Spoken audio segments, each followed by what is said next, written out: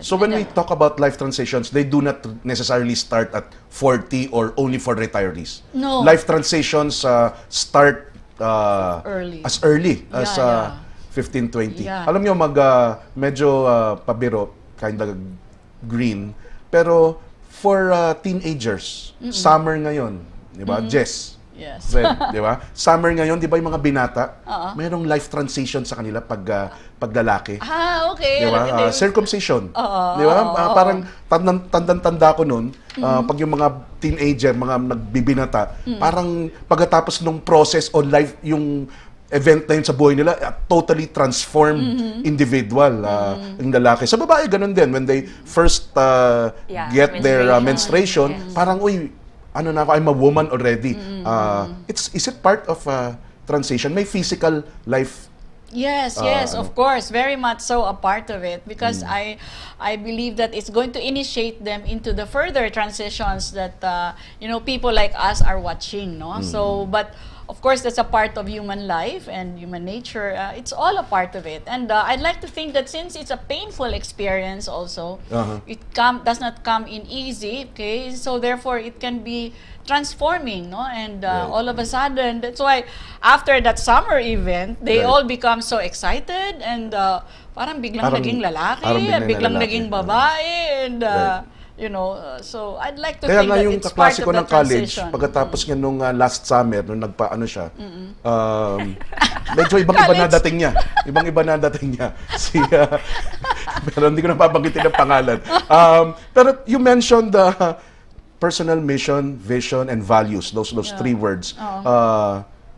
It has an effect in life transitions that we will face up to in the future, lalo na yung values. You mentioned it, and it struck me.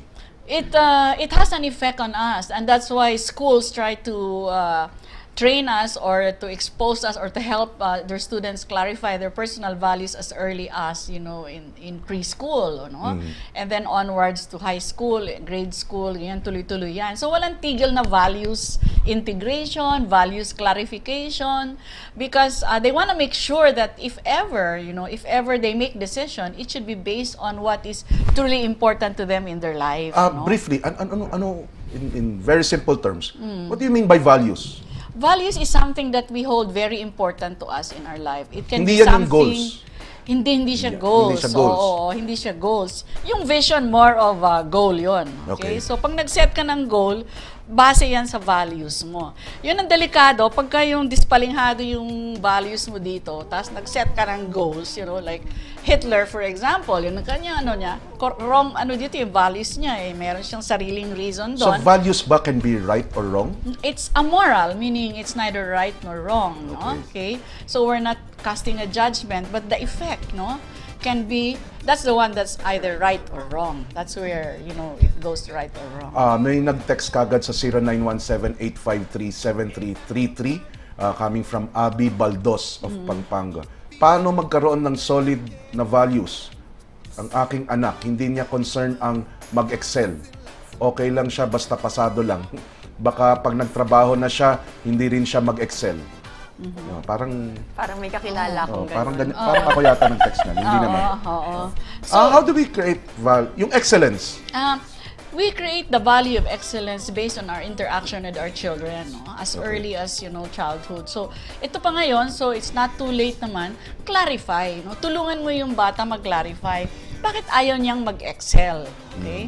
So may mga dahilan yan kung bakit ayaw mag-excel, So yung apo ko nga nung nabigyan ng medals, and then pagkatapos nilang matanggap ng medals na yun, tinanggal.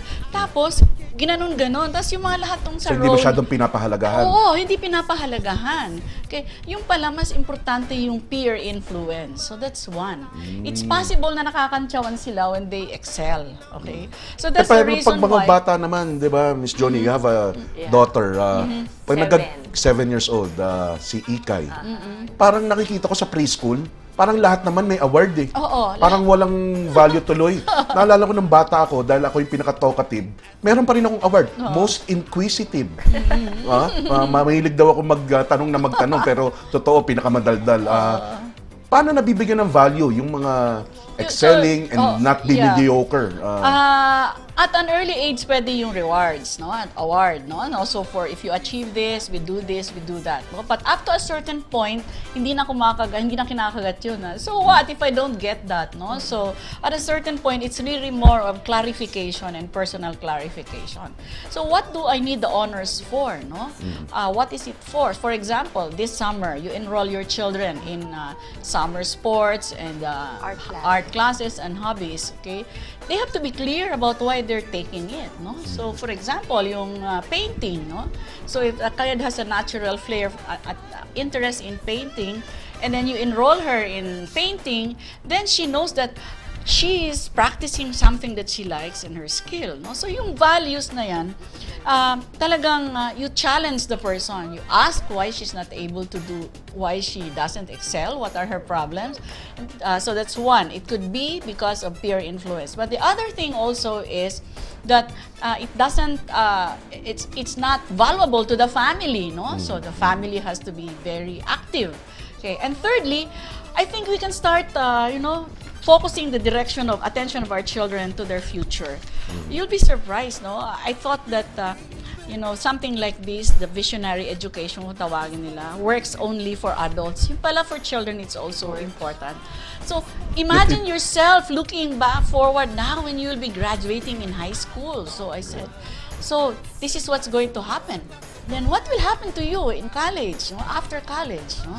So, what happens is that the discipline is there. It's also important that you put in measures. So together, so pagkatapos mo siyang tanungin, you decide, sige, so what are our measures? So how much money do you need, for example, so that you don't have to go out with your barkada? Okay? So what time should our, for example, coming home be, yung at night, What time should it be? Until what time are you allowed out, These are things that you agree with, especially if they're grown up. These values really contribute the way you will face up to the challenges or changes that will happen because as we said, the only permanent thing is change. Importante na clear yung pinapahalagahan ng individual. Hindi ka madaling madala dito, madala doon kasi madali kang ma-tempt, no? Right. But if your values are clear, yung rootedness mo, hindi ka madaling matumba, hindi ka madaling madala. Okay. From our experience in the Colayco Foundation, we have somehow seen that money will mean differently in each life phase. Yes. Sinabi nyo, it starts at 15 to 24. But the usual financial life stages that we have seen so far. First, yung early working years. They're in their 20s. Second, they build a family probably in their 30s.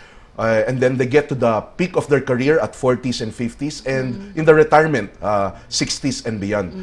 The early working years in your 20s, independence is very valuable. The 20-ish people are now, for the first time, not dependent on someone for money. They may be experiencing, for the first time, to work for money, and not just having money because they are a child or a beneficiary of someone.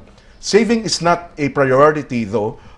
If ever one is saving at this stage, it is more of save to use. So many wants and plans, having high income earning job when they get into the workforce, prestige and status is a concern, but sadly or wrongly associated with apparel they wear or gadgets they use, wants to buy their first car, consider going to graduate school, probably, consider lang, may meet a special someone, may want to see the world or travel, if ever, but I suggest to see the Philippines first, of course.